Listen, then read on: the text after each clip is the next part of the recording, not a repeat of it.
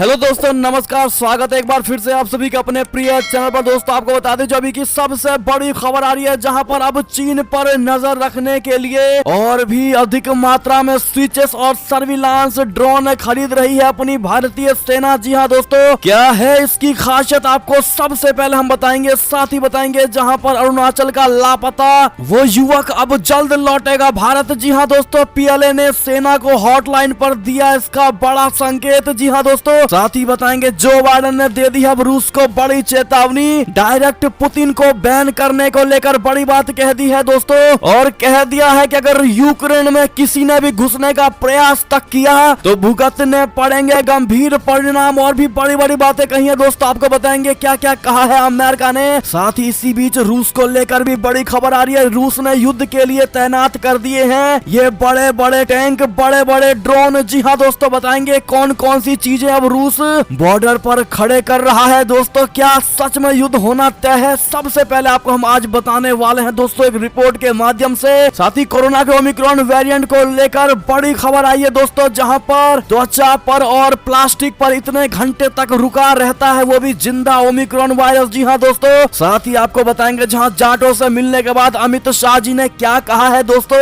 और जाटों से समाजवादी पार्टी को लेकर कौन कौन सी बातें कही है। डायरेक्ट आजम खान का नाम लिया गया है गृह मंत्री द्वारा, सबसे पहले आपको बताएंगे दोस्तों। और क्या कहती है मध्य उत्तर प्रदेश की जनता का मूड क्या है, एसपी या फिर योगी आदित्यनाथ जी। जी हाँ दोस्तों, साथ ही हर खबर से आज आपको अपडेट करने वाले हैं, तो आराम से बने रहेगा वीडियो के अंत तक। और अभी खबरों में आगे बढ़ने से पहले हमेशा की तरह मानते हैं कि मोदी जी है तो हर चीज संभव है, भारतीय सेना है तो अपना देश गर्व से जी रहा है दोस्तों, और आपको भी भारतीय होने पर शान है, गर्व है। तो फटाफट से इस वीडियो को भी कर दीजिए लाइक, चैनल को कर दीजिए सब्सक्राइब, बेल आइकन दबाइए, साथ ही कमेंट बॉक्स में लिख दीजिएगा जय हिंद। जी हाँ दोस्तों, तो चलते हैं पहली और सबसे बड़ी खबर की तरफ, जहां पर चीन पर नजर रखने के लिए और स्विच सर्विलांस ड्रोन खरीद रही है अपनी भारतीय सेना। क्या है इसकी खासियत, आइए आपको बताते हैं दोस्तों। जहां चीन पर नजर रखने के लिए 2021 में खरीदे गए उच्च ऊंचाई वाले सामरिक ड्रोन के बढ़िया प्रदर्शन के बाद सेना और ऐसे ड्रोन खरीदने वाली है दोस्तों। इसे लेकर सेना ने एक भारतीय स्टार्टअप को ऑर्डर दे दिया है। रिपोर्ट्स ये बताती हैं कि हायर एंड्योरेंस और टेक्निकल फीचर्स के साथ स्विच सामरिक ड्रोन सेना द्वारा इस्तेमाल किए जा रहे हैं। द प्रिंट ने सूत्रों के हवाले से बताया है कि पिछले साल जनवरी में मुंबई स्थित फर्म से खुफिया निगरानी और टोही के लिए ड्रोन के पूरे सेट की डिलीवरी पूरी हो चुकी है। लद्दाख में बड़े पैमाने पर इसका इस्तेमाल किया जा रहा है, जहां भारत और चीन के करीब 2 साल से गतिरोध जारी है। जी हाँ दोस्तों,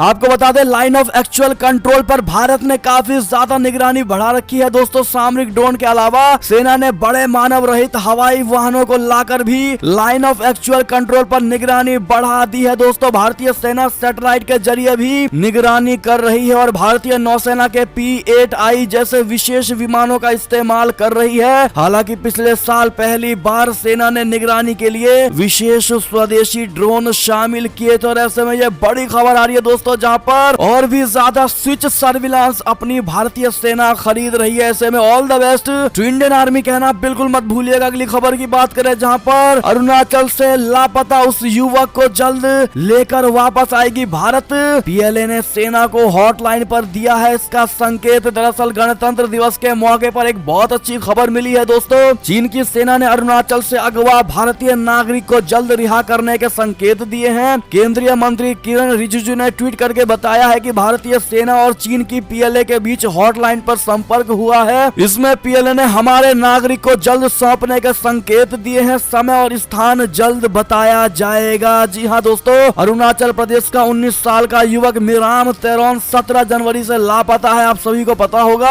और ऐसे में बीते दिनों भारतीय सेना ने चीन के अधिकारियों को उसकी पहचान के लिए व्यक्तिगत विवरण और फोटो उपलब्ध कराए थे। अरुणाचल के अपर सियांग जिले के जीडो गांव में रहने वाला मिराम 18 जनवरी से लापता है। आप दोस्तों किरण रिजिजू के ये ट्वीट भी देख पा रहे होंगे आपके सिक्योरिटी के लिए। ऐसे में दोस्तों अगर आप भी मानते हैं कि चाइना सिर्फ इसलिए झुका है क्योंकि भारत भी पूरे संसार में बोले तो वर्ल्ड में चौथे या 5वें नंबर पर लाई करती है दोस्तों पावरफुल होने में, और यही बड़ा कारण है कि चाइना को पता है कि भारत के साथ टक्कर का मतलब है अपना नुकसान करवाना, और यही बड़ी वजह है कि चाइना झुकते हुए उस भारतीय नागरिक को वापस कर रहा है। जी हाँ दोस्तों, बढ़ते अगली अगली खबर की तरफ, जहां पर जो बाइडेन ने दे दी है रूस को बड़ी चेतावनी, यूक्रेन में दाखिल होने पर भुगतने पड़ेंगे गंभीर परिणाम। जी हां दोस्तों, अमेरिकी राष्ट्रपति जो बाइडेन ने मंगलवार को रूस को चेताया है कि अगर उसने यूक्रेन में दाखिल होने की कोशिश की तो उसे गंभीर परिणाम भुगतने पड़ेंगे। अमेरिकी राष्ट्रपति ने कहा, मैंने राष्ट्रपति व्लादिमीर पुतिन को पहले ही स्पष्ट कर दिया था कि रूस अगर यूक्रेन में प्रवेश करने का फैसला लेता है तो उससे बेहद गंभीर परिणाम भुगतने पड़ेंगे, जिनमें कड़े आर्थिक प्रतिबंध भी शामिल है। यही नहीं, मैं पूर्वी क्षेत्र बोले तो पोलैंड, रोमानिया आदि में अमेरिकी सेना और नाटो की मौजूदगी बढ़ाने में भी गुरेज नहीं करूंगा। जी हाँ दोस्तों, आपको बता दें दोस्तों कि जो बाइडेन ने स्पष्ट कर दिया है कि अमेरिका की यूक्रेन में अपने सैनिकों या नाटो बलों को भेजने की कोई योजना नहीं है। उन्होंने ये भी जोर देकर कहा कि लेकिन मैं पहले ही कह चुका हूं कि अगर रूसी सेना यूक्रेन में दाखिल होती है तो इसके गंभीर और आर्थिक परिणाम भुगतने पड़ेंगे रूस को। जी हाँ दोस्तों, बहुत बड़ी चेतावनी जो बाइडेन ने दे दी। आपको बता दें, व्हाइट हाउस की प्रेस सचिव जेन साकी ने संवाददाताओं को बताया है कि सीमा पर 1 लाख रूसी सैनिक मौजूद हैं जो युद्ध भड़काने वाली बयानबाजी और कार्रवाई के जरिए दुनिया भर में दुष्प्रचार फैलाने की कोशिश कर रहे हैं ताकि यूक्रेन पर हमले की पृष्ठभूमि तैयार हो सके। साकी ने कहा, हम कूटनीतिक प्रयासों का प्राथमिकता देंगे, लेकिन हम नहीं जानते कि राष्ट्रपति पुतिन के दिमाग में क्या चल रहा है। हमने सीमा पर आक्रामक कार्रवाई और तैयारियां देखी है। यानी कि दोस्तों, अमेरिका को ये है कि हम अभी आगे से कुछ नहीं कहेंगे, लेकिन जैसा ही रूसी सेना की तरफ से कोई भी आक्रामक रवैया देखने को मिला तो उसके बाद हम छोड़ेंगे भी नहीं और बहुत बुरे परिणाम रूस को भुगतने पड़ेंगे। इतना ही नहीं दोस्तों, आपको बता दें कि सीधे पुतिन पर प्रतिबंध लगा सकता है कभी भी अमेरिका। जी हाँ दोस्तों, अमेरिकी राष्ट्रपति जो बाइडेन ने यह भी कहा है कि वो किसी भी समय सीधे पुतिन पर प्रतिबंध लगा सकते हैं। यूक्रेन पर रूस के हमले की स्थिति में अमेरिका रूसी राष्ट्रपति व्लादिमीर पुतिन को ब्लैक लिस्ट और ब्लॉक भी कर सकती है। दोस्तों, अमेरिकी राष्ट्रपति जो बाइडेन ने ये बड़ी चेतावनी दी है। ऐसे में क्या लगता है आपको, क्या ये युद्ध की स्थिति बनेगी? दोस्तों, क्या लगता है आपको, क्या रूस आगे से हस्तक्षेप करेगा ही करेगा दोस्तों, या फिर ये स्थिति बातों से शांत हो जाएगी? हमें तो नहीं लगता दोस्तों, आपको क्या लगता है कमेंट करके जरूर बताइएगा। बढ़ते हैं अगली खबर की तरफ, जहां पर इसी से जुड़ी खबर है, robot tank stealth drone flying Kalashnikov Ukraine से युद्ध के लिए रूस ने तैनात कर दिए हैं ये हैवी हथियार। जी हाँ दोस्तों, रूस और यूक्रेन के बीच युद्ध की आशंकाओं को पूरी दुनिया अपनी नजरों से देख रही है दोस्तों, और शांति से देखती नजर आ रही है। लेकिन कई दौर की बातचीत और मान मनोबल के बावजूद भी तनाव कम होता नहीं दिखाई दे रहा है। और ऐसे में दोस्तों, रूस ने भी यूक्रेन सीमा पर robot tank, stealth drone, anti air defence missile और लाखों सैनिकों को तैनात कर दिया है। दोस्तों, चलते अगली खबर की तरफ, जहां शोपिया में सुरक्षा बलों और आतंकियों के बीच भारी मुठभेड़ जिसमें 2 जवान हुए घायल और 2 दहशतगर्द को घेर लिया गया है। दोस्तों, कश्मीर संभाग के शोपिया में सुरक्षा बलों और आतंकवादियों के बीच मुठभेड़ चल रही है जिसमें 2 जवान घायल हो चुके हैं जिनका उपचार चल रहा है। दोस्तों, उधर सुरक्षा बलों के घेरे में 2 आतंकी फंसे हुए हैं। पुलिस, सेना और सीआरपीएफ की संयुक्त टीम इस ऑपरेशन को अंजाम दे रही है। दोस्तों, सुरक्षा बलों को जिले के नौगाम इलाके में आतंकियों की मौजूदगी की सूचना मिली थी, जिसके बाद इलाके की घेराबंदी करके तलाशी अभियान शुरू किया गया था। इसी दौरान मुठभेड़ शुरू हो गई। जी हाँ दोस्तों, अगली खबर की बात करें, जहां भारत ने कहा आतंकवाद की परिभाषा पर यूएन अभी सहमत नहीं है, पाकिस्तान खाली करे कश्मीर का अवैध हिस्सा। जी हाँ दोस्तों, भारत ने इस बात पर चिंता जताई है कि आतंकवाद की एक साझा परिभाषा पर संयुक्त राष्ट्र अभी तक सहमत नहीं हुआ है और न ही इस वैश्विक संकट से निपटने व आतंकी नेटवर्क को खत्म करने के लिए कोई समन्वित नीति तैयार की गई है। भारत ने कहा है कि संयुक्त राष्ट्र के सदस्य देश अंतर्राष्ट्रीय आतंकवाद के खिलाफ एक व्यापक संधि की प्रक्रिया को टालते जा रहे हैं और असफल साबित हुए हैं। इसी बीच यूएन में भारत के स्थायी मिशन के काउंसलर आर मधुसूदन ने कहा है कि पाकिस्तान जम्मू कश्मीर के उस हिस्से को खाली करे जो उसने अवैध रूप से कब्जाया हुआ है। इतना ही नहीं दोस्तों, आतंकवाद पर यूएन में पाकिस्तान को भारत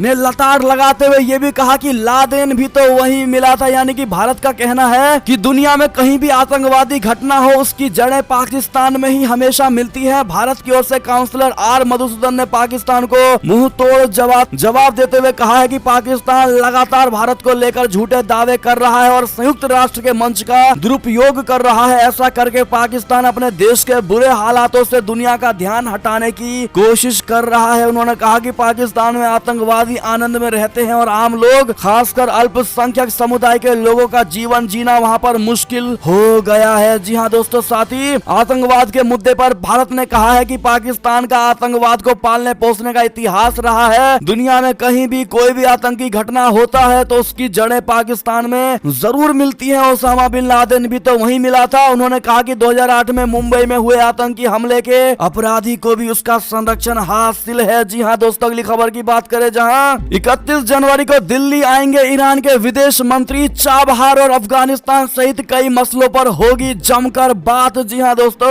ईरान के विदेश मंत्री हुसैन आमिर अब्दुल्लाहिन 31 जनवरी को भारत दौरे पर आएंगे। विदेश मंत्री बनने के बाद हुसैन का ये पहला भारत दौरा है। वियोन की रिपोर्ट बताती है कि हुसैन 30 जनवरी की देर रात नई दिल्ली पहुंचेंगे और अगले दिन विदेश मंत्री सुब्रमण्यम जयशंकर से मुलाकात करेंगे। इसके बाद 1 फरवरी को वो नई दिल्ली में श्रीलंका के लिए विदा होंगे। जी हाँ दोस्तों, विदेश मंत्री बनने के बाद से हुसैन और जयशंकर कई बार मिले हैं और दोनों नेताओं ने अफगानिस्तान और तालिबान पर विस्तार से बातचीत की थी। रिपोर्ट्स के मुताबिक अब की connectivity, Chabahar port, business, Afghanistan आदि पर बातचीत होने की उम्मीदें हैं। आपको बता दें, भारत चाबहार में शहीद बेहस्ती पोर्ट के पहले फेज का विकास भी कर रहा है। जी हाँ दोस्तों, ऐसे में most welcome to India Hussain Aamir कहना मत भूलिएगा। दोस्तों, अगली खबर की बात करें जहां पर आजादी के बाद पहली बार श्रीनगर के लाल चौक के घंटा घर पर फहराया गया है तिरंगा। आतंकी और उनके आकाओं को दी भारत ने सीधी चुनौती। जी हाँ दोस्तों, आजादी के बाद पहली बार श्रीनगर के लाल चौक पर मौजूद घंटा घर पर स्थानीय युवाओं ने तिरंगा फहराया है दोस्तों।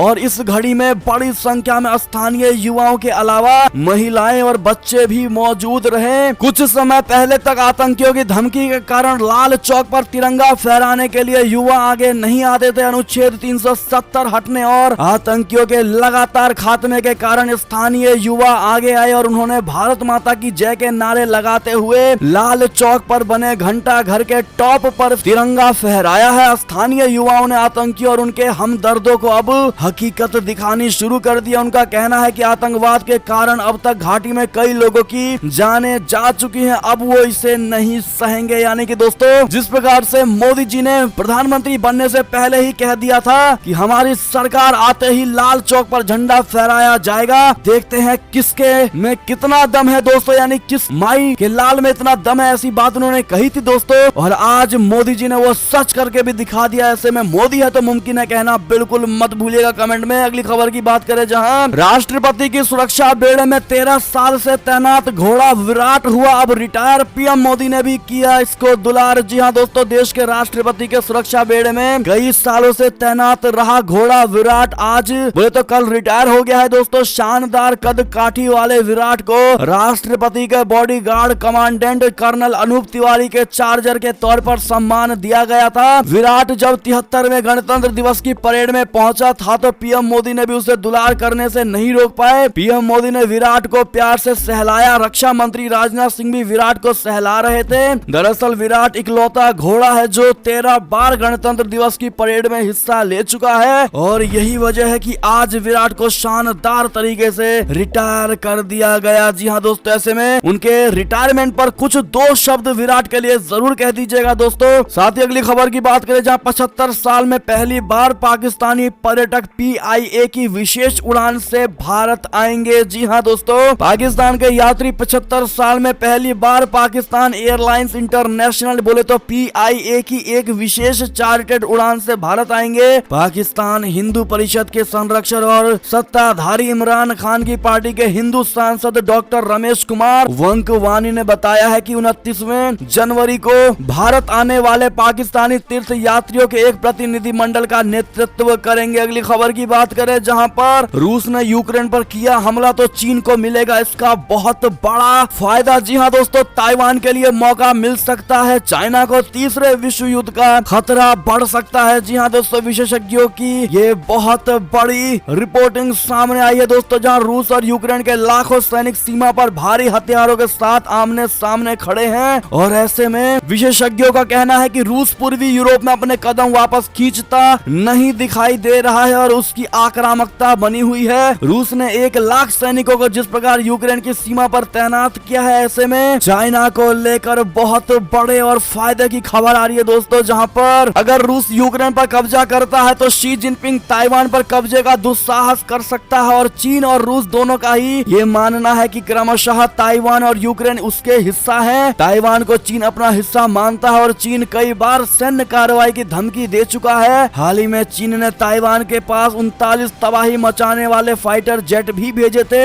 इजाबेल ने चेतावनी दी है कि कोई भी रूस का प्रभाव क्षेत्र बढ़ाने से रोक नहीं सकता है। जी हाँ दोस्तों, रूस को कोई भी नहीं रोक सकता है, ऐसा इजाबेल विशेषज्ञों का मानना है। इस पर आपकी क्या राय प्रतिक्रिया होगी दोस्तों? अगर आप भी मानते हैं कि चाइना कोई ना कोई जरूर हिमाकत करेगा अगर रूस यूक्रेन के बीच युद्ध होता है। तो अगली खबर की बात करें, जहां पर पाकिस्तान में मुस्लिम कट्टरपंथियों ने हिंगलाज मंदिर को इस बार फिर बनाया निशाना। 22 महीने में ये 11वां हमला है। जी हाँ दोस्तों, इमरान खान के तमाम दावों के विपरीत पाकिस्तान में मुस्लिम कट्टरपंथियों ने देश में एक बार फिर से हिंदू मंदिर को निशाना बनाया है। बताया ये जा रहा है कि पाकिस्तान के सिंध प्रांत के थार पारकर जिले के खत्री मोहल्ला में रविवार को मुस्लिम कट्टरपंथियों ने हिंगलाज माता मंदिर को निशाना बनाया और उसे बर्बाद कर दिया। पाकिस्तान में पिछले 22 महीने में हिंदू मंदिरों पर ये 11वां हमला है। जी हाँ दोस्तों, अगली खबर की बात करें, जहां पर सीरिया में 3500 कैदियों को बनाया गया है बंधक। क्या अमेरिका का एक और ये मिशन हुआ फेल? जी हाँ दोस्तों, सीरिया की एक जेल जिसमें हजारों इस्लामिक स्टेट के कैदी बंद हैं और उस जेल पर भीषण हमला किया जाता है। सीरिया के पड़ोसी इराक में इस्लामिक स्टेट के आतंकवादी एक इराकी पुलिस अधिकारी का सिर कलम करते हुए वीडियो जारी कर रहे हैं दोस्तों, और 3500 कैदियों को काल कर उनको मारने की कोशिश की जा रही है दोस्तों। ऐसे में अमेरिका फिर एक बार फेल होता हुआ इस मुद्दे पर नजर आ रहा है। बढ़ते हैं अगली खबर की तरफ दोस्तों, जहां पर राफेल लड़ाकू विमान उड़ाने वाली भारत की इकलौती महिला पायलट ने परेड में लिया हिस्सा, दिखाई बेटियों की असली ताकत। जी हाँ दोस्तों, देश की पहली महिला Rafale jet pilot flight lieutenant Shivangi Singh ने बुधवार को गणतंत्र दिवस के मौके पर भारतीय वायुसेना की झांकी में हिस्सा लिया। जी हाँ दोस्तों, इनको कांग्रेचुलेशन जरूर कह दीजिएगा आप लोग। अगली खबर की बात करें, जहां पर जनरल रावत को पद्म विभूषण देने के बाद अब केंद्र सरकार से थिएटर कमांड की है उम्मीद। जाने इसके बनने से कैसे बढ़ेगी अपनी सेना की ताकत। जी हाँ दोस्तों, कि चीन और पाकिस्तान से निपटने के लिए अहम है अपना ये थिएटर कमांड। थिएटर कमांड का मकसद भविष्य की सुरक्षा चुनौतियों से निपटने के लिए तीनों सेनाओं को एक छत के नीचे लेकर आना होता है। 4 नए थिएटर कमांड बनाने पर सीडीएस बिपिन रावत काम कर रहे थे, और रावत जिस थिएटर प्रोजेक्ट पर काम कर रहे थे वो प्रोजेक्ट चीन और पाकिस्तान से आने वाले खतरों से निपटने में अहम रोल अदा करेगा। और गौरतलब है कि तीनों सेनाओं द्वारा थिएटर कमांड बनाने की स्टडी पूरी करने के लिए अप्रैल तक का समय दिया गया है। अगली खबर की बात करें, जहां पर कजाकिस्तान, किर्गिस्तान और उज्बेकिस्तान में गुल हो गई है बिजली, मच गई अफरा तफरी। जी हाँ दोस्तों, ब्लैकआउट की बड़ी खबर आ रही है कजाकिस्तान, किर्गिस्तान और उज्बेकिस्तान से। बता दें, मंगलवार को बिजली संकट का सामना करना पड़ गया है इन तीनों देशों में। पूर्व सोवियत संघ के इन तीनों गणराज्यों के ग्रिड आपस में जुड़े हुए हैं और कजाकिस्तान के माध्यम से ये रूसी पावर ग्रिड से संपर्क रखते हैं, लेकिन कजाकिस्तान की उत्तर दक्षिण बिजली लाइन आपातकालीन असंतुलन के कारण कट गई और ब्लैकआउट से अफरा तफरी मच गया है। जी हाँ दोस्तों, आपको बता दें अगली खबर की जो जानकारी निकलकर सामने आ रही है, बेटी का नाम इंडिया रखने पर अफ्रीकी क्रिकेटर को प्रधानमंत्री नरेंद्र मोदी जी ने लिखा पत्र और दिया ये खास मैसेज। जी हाँ दोस्तों, बता दें दिग्गज क्रिकेटर जॉन्टी रोड्स भी उन हस्तियों में शामिल है जिन्हें पीएम मोदी ने पत्र लिखा है। दक्षिण अफ्रीका के पूर्व बल्लेबाज जॉन्टी रोड्स ने गणतंत्र दिवस पर इस बधाई के लिए प्रधानमंत्री नरेंद्र मोदी के प्रति आभार भी व्यक्त किया है। आप मोदी जी का ये लेटर देख पा रहे होंगे दोस्तों जॉन्टी रोड्स के लिए, और ऐसे में जॉन्टी रोड्स ने मोदी जी को थैंक यू भी अपने ट्वीट के माध्यम से कहा है, क्योंकि पीएम मोदी ने पत्र में लिखा है कि प्रिय मिस्टर जॉन्टी रोड्स, भारत से नमस्ते। हर साल 26 जनवरी को हम अपना गणतंत्र दिवस मनाते हैं। ये वो दिन है जब भारत का संविधान अस्तित्व में आया था। हमारी सम्मानित संविधान सभा ने व्यापक विचार विमर्श के बाद संविधान बनाया था। मैं आपको गणतंत्र दिवस की बधाई देना चाहता हूँ। भारत के लिए और भारत के प्रति आपके स्नेह के लिए कृतज्ञता की भावना के साथ आशा है कि आप हमारे देश के साथ साथ हमारे लोगों के साथ मिलकर काम करना जारी रखेंगे। जी हाँ दोस्तों, अगली खबर की बात करें, जहाँ पर इंसान की त्वचा पर 21 घंटे और प्लास्टिक की सतह पर 8 दिन तक जिंदा रहता है ओमिक्रॉन का वायरस, इसीलिए फैलने की रफ्तार है इसकी बहुत तेज। जी हाँ दोस्तों, कोरोना वायरस के ओमिक्रॉन वेरिएंट की वजह से दुनिया भर में महामारी का असर फिर से बढ़ता दिखाई दे रहा है, और ऐसे में जो विशेषज्ञों ने रिसर्च तैयार की है दोस्तों उसमें ओमिक्रॉन ओमिक्रॉन वेरिएंट के तेजी से फैलने की कई अहम वजहें सामने आई हैं। स्टडी के मुताबिक कोरोना वायरस का ओमिक्रॉन वेरिएंट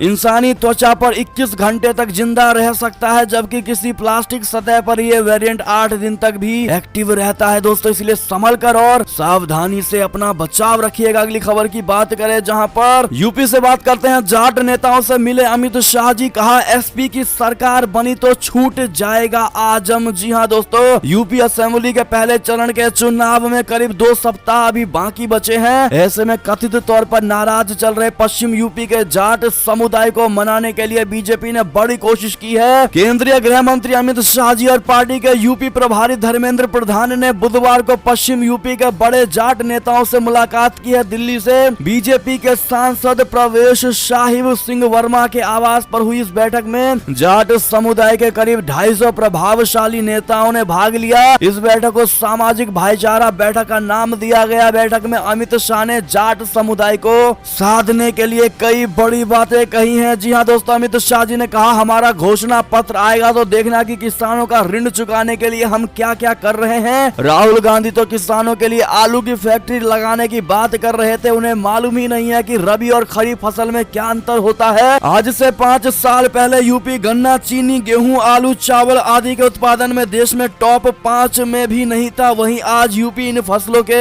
उत्पादन में देश में नंबर 1 पर पहुंच गया है। उन्होंने बैठक में मौजूद जाट नेताओं से पूछा कि योगी जी के आने के बाद उत्तर प्रदेश में क्या एक भी दंगा हुआ है? बहन बेटियां सुरक्षित कहीं भी आ जा सकती है कि नहीं? जो मोटरसाइकिल पर घूम घूम कर मूंछों पर ताव देकर अपराध करते थे वे अब उत्तर प्रदेश छोड़कर गए कि नहीं? आगे अमित शाह जी ने कहा दोस्तों कि झगड़ा करना है तो हमसे कर लो भाई, घर के बाहर के लोगों को क्यों लाना है? आपको भी मालूम है कि भारतीय जनता पार्टी के अलावा दूसरा विकल्प क्या है। प्रत्याशियों को आप देख ही रहे हो। सपा और आरएलडी की सरकार बनेगी तो ये आजम खान छूट जाएगा कि नहीं छूट जाएगा, सोचने का काम आप मत करो। वोट हमें दे दो तो सोचने का काम हम करेंगे। जी हाँ दोस्तों, बड़ी बातें अमित शाह जी ने की है और जाटों को मनाने की पूरी कोशिश की गई है दोस्तों। ऐसे में बीजेपी जिस प्रकार से कोशिश कर रही है दोस्तों दोबारा से सरकार बनाने की, क्या आप उनके इन विचारों से सहमत है? हाँ या ना में जवाब जरूर दीजिएगा। अगली खबर की बात करें जहां पर क्या है मध्य उत्तर प्रदेश की जनता का मूड, क्या कहता है 67 सीटों का ओपिनियन पोल, हम आपको बताते हैं दोस्तों। अगर मध्य यूपी में ओपिनियन पोल की बात करें दोस्तों किसको कितने सीटें मिल सकती हैं, कितने सीटें मिलने की संभावनाएं हैं, तो अगर बीजेपी की बात करें तो बीजेपी प्लस को 47 से 49 सीट मिल सकती हैं, जबकि समाजवादी पार्टी गठबंधन को 16 से 20 सीटें मिल रही हैं दोस्तों। बीएसपी को 0 सीटें मिल रही हैं। कांग्रेस को 1 से 2 सीट मिल सकती हैं, जबकि अन्य के हिस्से में 0 सीटें आती दिखाई दे रही है। जी हाँ दोस्तों,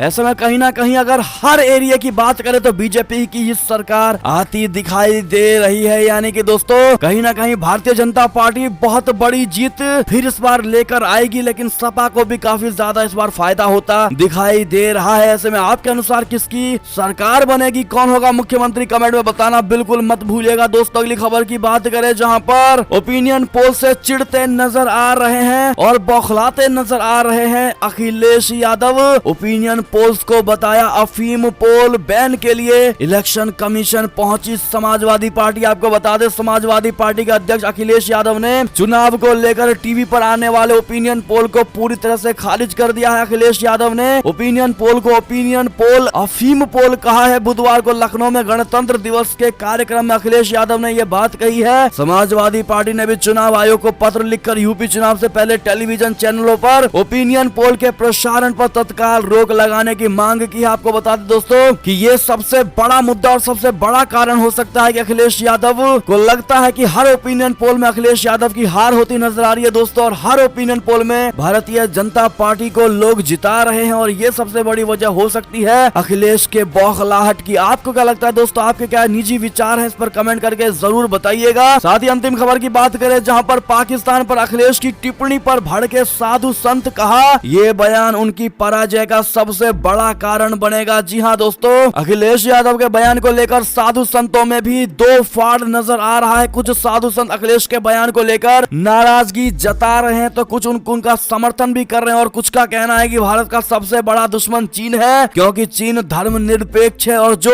अखिलेश के इस बयान को लेकर नाराज है दोस्तों वो साफ कह रहे हैं कि ये बयान उनकी पराजय का सबसे बड़ा कारण कारण बनेगा। ऐसे में आपकी क्या राय होगी दोस्तों अखिलेश यादव के पाकिस्तान वाले बयान को लेकर? कमेंट में अपनी जवाब अपनी राय जरूर दीजिएगा। और ऐसे में ये थी अब तक की सारी बड़ी खबरें। आपको हमारी खबर कैसी लगी? आशा करता हूँ दोस्तों बहुत अच्छी लगी होगी। अगर थोड़ी भी अच्छी लगी है तो इस वीडियो को भी अपने भाई बंधुओं में व्हाट्सएप, फेसबुक, ट्विटर के जरिए पूरे भारत में शेयर करना बिल्कुल मत भूलिएगा। और अभी कर दीजिए इस वीडियो को लाइक, चैनल को कर दीजिए सब्सक्राइब, बेल आइकन दबाइए, साथ ही कमेंट बॉक्स में लिख दीजिएगा जय हिंद जय भारत। तो मिलते हैं आपसे अगली बड़ी खबर में। और खबरों का सिलसिला लगातार हमारे चैनल पर जारी है, तो अपडेट रहना बिल्कुल मत भूलिएगा दोस्तों। अगली खबर का इंतजार करिएगा। मिलते हैं आपसे अगली खबर में। जय हिंद जय भारत, वंदे मातरम, जय श्री राम।